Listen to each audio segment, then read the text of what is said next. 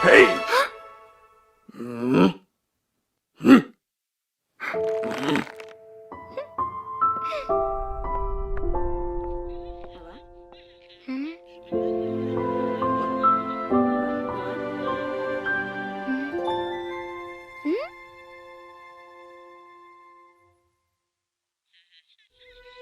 Hola.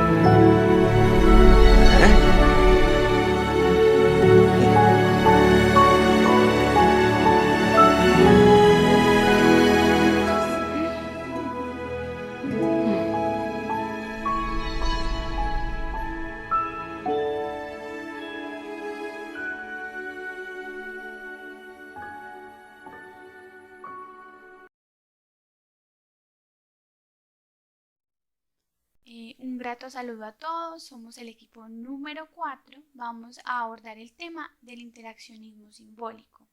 A continuación les voy a presentar a los integrantes del equipo y el tema que cada uno va a exponer. Comenzamos con Andrés Luna, él nos va a hablar del interaccionismo simbólico en la comunicación. Seguimos con Sara Valentina Mesa, quien nos va a hablar de la representación del interaccionismo simbólico en la comunicación. Continuamos con Santiago Gómez Cárdenas, él va a hablar del interaccionismo simbólico en la educación matemática.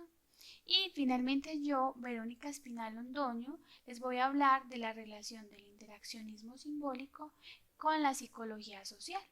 Bueno, comenzamos con el compañero Andrés Luna. Hola compañeros, mi nombre es Andrés Luna. Como ya lo expresó nuestra compañera al inicio del video, vamos a hablar del interaccionismo simbólico. Yo voy a hablar de la comunicación, aparte tenemos la psicología, las matemáticas. La comunicación es el acto o el proceso mediante el cual se transmite y se recibe una información. El proceso comunicativo es esencial para la vida de sociedad porque nos permite que los seres humanos se expresen y compartan información entre sí, establezcan relaciones y lleguen a un acuerdo y sean capaces de organizarlas. La comunicación además puede llevarse a cabo de diferentes maneras, que sería la verbal y la no verbal. La verbal utilizando un lenguaje o idioma, o la no verbal llevándose de gestos, lenguajes corporales o signos no lingüísticos. Les quiero contextualizar un poco. Por ejemplo, la pandemia de hace 100 años, que la comunicación es muy diferente a nuestra época. No existían los medios tecnológicos. Por ejemplo, una clase virtual era imposible. El teletrabajo fue algo nulo porque no existían los computadores, fue algo muy difícil para la sociedad en su época. Igual la comunicación siempre ha estado, pero de diferentes maneras. En la comunicación tenemos diferentes conceptos. Entre ellos tenemos los signos, que son elementos que se perciben mediante los sentidos, sustituyendo un objeto, un concepto o una idea de la realidad. Eso se divide en dos partes, que sería el significado y el significante. El significado se percibe por algún sentido, por ejemplo, un beso. Al escuchar la palabra se percibe por la audición, al leerla por el sentido de la vista y darlo por el tacto. También tenemos el significado, el concepto o idea que se asocia al significante, representado en la mente, por ejemplo ese beso, asociado a un saludo, a una despedida, a un recuerdo o al deseo de un noviazgo. La comunicación también abarca la verbal y la no verbal, como ya lo había expresado en su momento. La comunicación verbal es una forma de comunicación exclusiva de los seres humanos y por ello es la más importante, teniendo dos subcategorías, que sería la comunicación oral y la comunicación escrita. En la comunicación oral es el intercambio de mensajes a través del habla y la comunicación escrita es el proceso comunicacional que ocurre a través del lenguaje escrito. Tenemos la comunicación no verbal, se expresa a través del lenguaje corporal, la proximidad de signos no lingüísticos y sonidos sin palabras. En esos elementos van a entrar los elementos de la comunicación, que sería el emisor, el receptor, el mensaje, el código y el canal. El emisor es la persona quien emite el mensaje, el receptor quien recibe el mensaje. Tenemos el mensaje, contenido de la comunicación, tenemos el código, lenguaje determinados de palabras, signos, escritos por medio de gestos. Y por último tenemos el canal, vehículo que transporta el mensaje y entre el emisor y el receptor. Hola, mi nombre es Valentina Mesa. Como les explicaba mi compañero anterior qué son los signos, yo les voy a indicar qué tipo de signos tenemos y cómo los utilizamos normalmente. Sabemos ya que los signos son una interpretación o una representación de algo que sucede en el momento, de algo que queremos comunicar. Por ejemplo, el sonido de un teléfono. Allí nos hace ver que alguien se está tratando de contactar con nosotros. O el gesto de una persona que nos indica si está triste o feliz. Los signos pueden ser por medio de olores, de colores, de imágenes o señales. Entre la clasificación de los signos tenemos los indéxicos, los simbólicos y los signos icónicos. Los icónicos son aquellos que se asemejan a la imagen que representan. Por ejemplo, en un baño público, lo que nos hace diferenciar cuáles son los baños de las mujeres y cuáles son los baños de los hombres. En un transporte público, lo que nos indica cuáles son los puestos que están reservados para mujeres embarazadas o para personas discapacitadas, o los lugares que prohíben mascotas, también es un ejemplo de ello. Luego de eso tenemos los símbolos indéxicos. Estos tienen una lógica con lo que están representando. Y estos signos son los que se asemejan a situaciones, ya sea por olores, por colores o por aspectos físicos. Por ejemplo, el humo nos hace entender que es una señal de fuego. Acá con la conexión lógica también juega nuestro sentido común. Nuestro sentido común nos hace ver qué es lo que significa. Por ejemplo, una imagen de vehículos destruidos. Nuestro sentido común nos hace ver que eso está interpretando un accidente. También las lágrimas nos indica que son o tristeza o mucha felicidad, también dependiendo de los gestos que realice esa persona, ¿cierto? Ya luego de esto tenemos los símbolos, los simbólicos. los signos simbólicos. Estos son mucho más extensos que los anteriores y estos no tienen ningún tipo de lógica con lo que están representando. Estos deben ser estudiados y aprendidos. Allí vemos, por ejemplo, lo de las señales de tránsito. Nosotros debemos aprender qué significa el color rojo de un semáforo para poderlo interpretar cada que lo veamos, ¿cierto? En los signos de puntuación. También los signos zodiacales, debemos ver cuál es el que representa, por ejemplo, a Leo o cuál es el que representa a Tauro, porque si lo vemos sin aprendérselo no sabríamos reconocerlo. En esto también juegan muchísimo las culturas, porque una misma imagen o un mismo acto, una misma señal puede significar cosas diferentes para esas culturas. Tenemos, por ejemplo, el saludo.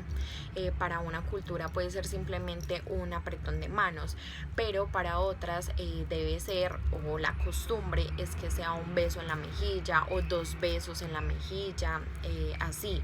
También un claro ejemplo de esto son los nazarenos en España. Allí en España los nazarenos, cómo se visten, son las personas que cargan santos en las procesiones. Para nosotros el aspecto físico, por ejemplo, de un nazareno en América Latina significa un grupo fundamentalista de americanos que se oponía a la libertad de los afroamericanos. Entonces esto también se debe estudiar y se debe tener mucho en cuenta, porque también puede crear ofensas dependiendo de esas culturas, porque en las religiones también sucede mucho esto. Estas son las clasificaciones de los signos que tenemos, y allí entran todos estos que más utilizamos, que son los signos matemáticos.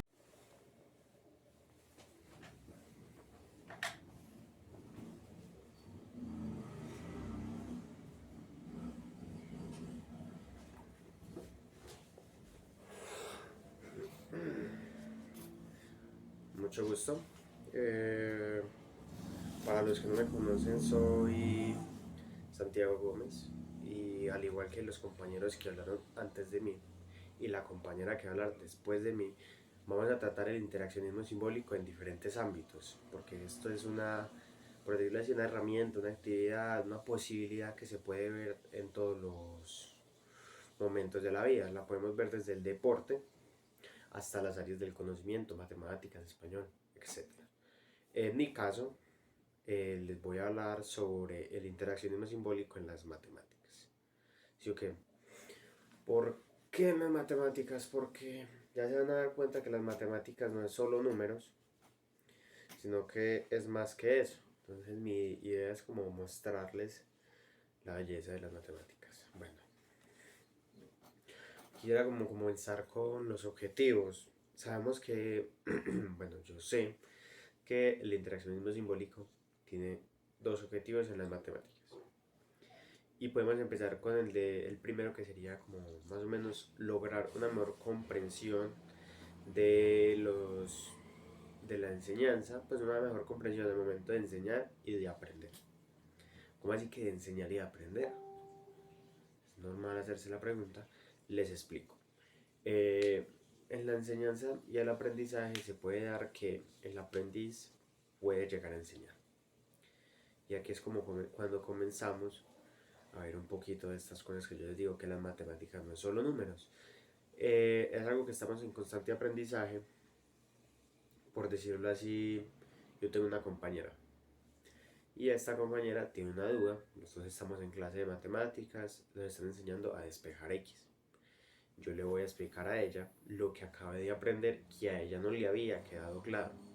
Entonces, ¿qué va a pasar con ella? Ella va a aprender, va a saber, gracias a mí y gracias al docente, a la docente. Aquí es donde se presenta un tipo de simbolismo. No todas las personas enseñan igual. ¿Sí o qué? Porque no hay 2 personas en el mundo que enseñen igual. Puede que enseñen el mismo tema, porque hay muchas personas que enseñan el mismo tema, pero nunca lo van a enseñar igual. Eso ténganlo por seguro, es una constante.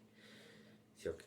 Y ya pasamos el pie al segundo objetivo, que sería como que los significados se den por acuerdos. Los significados se den por la interpretación de los signos. Me disculpan un momento. Qué, qué pena, problemas exteriores. Continuando. El segundo objetivo que íbamos significados. Me acordé. Los significados se dan como por acuerdos en la interpretación de los signos. Me explico, porque esto es como un poquito más subjetivo. Nosotros sabemos que X y Y son constantes o variables, pero también las podemos ver como números, por decirlo así. Me explico. Un profesor de matemáticas, volvemos a mi compañero, ¿no? Da el ejemplo. Mateo tiene X manzanas y Juan José le quita Y manzanas. ¿Con cuántas Z manzanas queda? Entonces ahí es cuando nosotros nos ponemos Z, Y, X. Nosotros, aunque puede que no lo sepamos, por decirlo así, aunque puede que no lo sepamos, nos estamos dando cuenta de que X, Y, Z es una forma de interpretar los símbolos que hay. O sea, nosotros estamos interactuando con esos tres símbolos y le estamos dando un significado que, aunque sea más que obvio en este caso, nosotros los podemos interpretar. Por ejemplo, X, Y, Z, nosotros los podemos interpretar como números, como peras, cantidad de manzanas que le quitaron a Mateo, ¿cierto? Ya pasamos aquí como a las características, y es que la interacción, pues la interacción hace posible que el conocimiento objetivo de las matemáticas se convierta en ideas objetivas. Lo explico en palabras más comunes. Esto básicamente es, como les venía explicando, como no todas las personas enseñan igual, no todas las personas entienden igual, no todas las personas van a explicar igual, dándole pie a esto a un poquito un lado subjetivo, sin dejar de entender que las matemáticas son una ciencia objetiva. ¿Por qué objetiva? Porque son matemáticas exactas, son de números y en la mayor parte son objetivas. Dándole pie a esto a que las personas puedan entenderlas de una manera subjetiva. Ya que pasamos como a la constitución, pues esto da otro pie, otra característica, es como más o menos la constitución interactiva. ¿Cómo así? Cuando los profesores y los estudiantes entramos en un proceso de interacción. Como les venía explicando, X y Y es un proceso de interacción con el docente. El docente nos pone ejemplos, nosotros interpretamos, nosotros le damos ideas y ahí estamos entrando en una interacción con los símbolos matemáticos. Y ahí pasamos a más o menos, por decirlo así, a varios exponentes que tenía este ámbito que fueron, se los voy a leer porque la verdad son nombres muy complejos y nadie se aprende eso. Borsell, Boyd, Sierpinska y Lerman y Kronger. Estos son, como por decirlo así, muy buenos exponentes. Voy a rescatar lo que dijo... Es que no sé, se me olvida. Borsfield y Kronger. Ellos dos fueron los que dijeron que la constitución interactiva, lo de que los profesores y los estudiantes entre ellos y gracias a las matemáticas pueden llegar a un proceso de interacción. Básicamente fue todo esto. Muchas gracias, continuamos con mi compañera.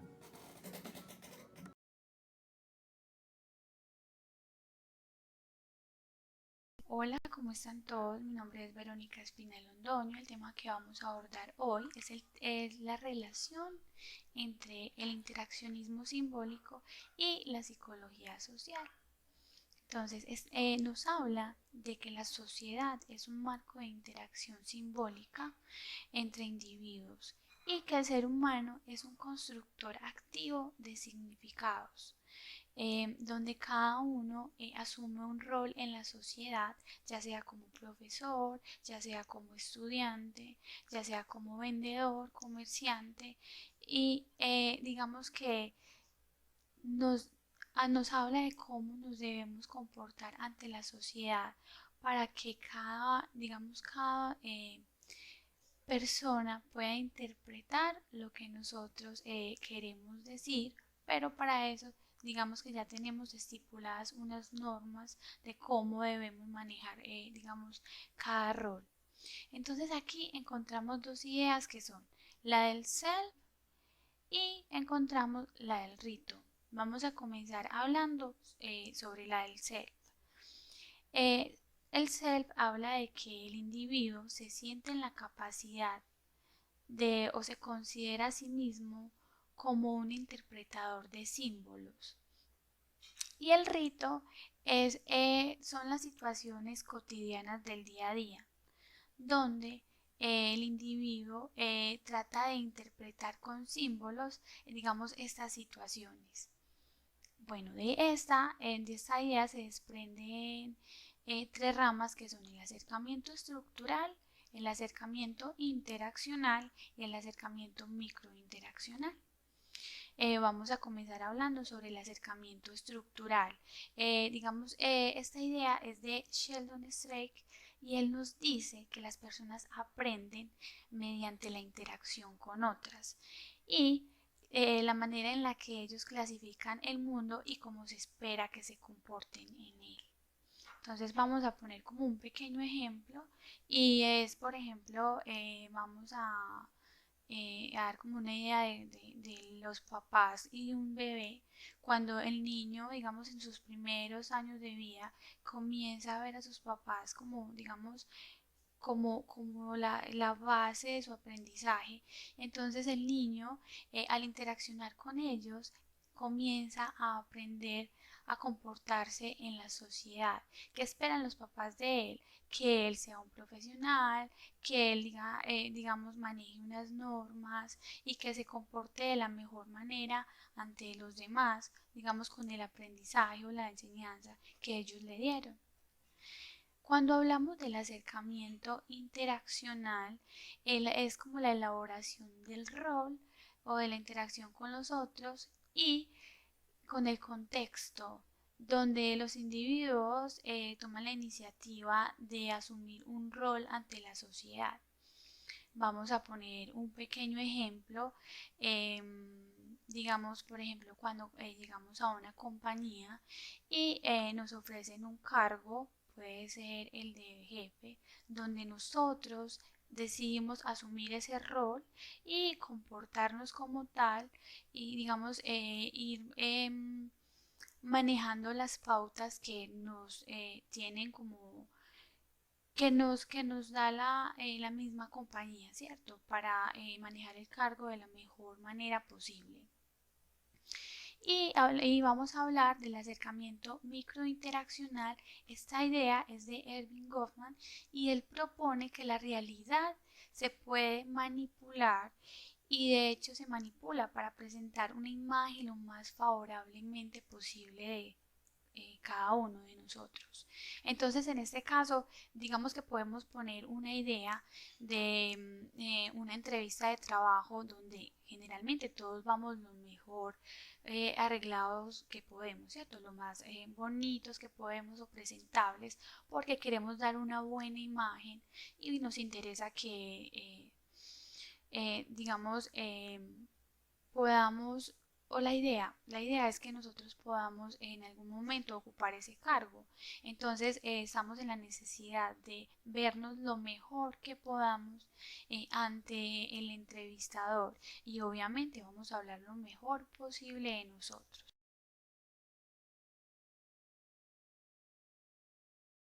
Chicos, aquí digamos termina nuestra exposición.